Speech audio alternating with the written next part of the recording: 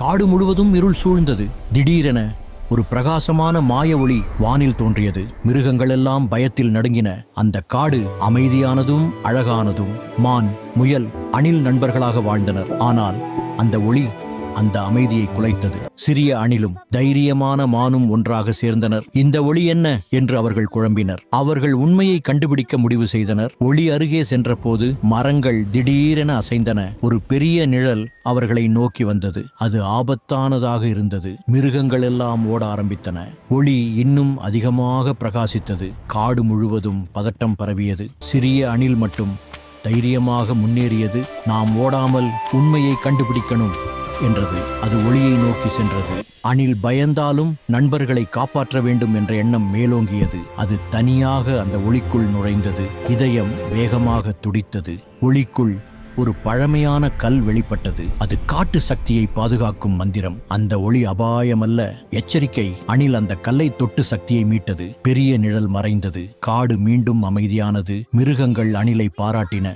சிறியவனாக இருந்தாலும் தைரியம் பெரியது என்றனர். அந்த நாள் முதல் அணில் காட்டு ஹீரோவானது.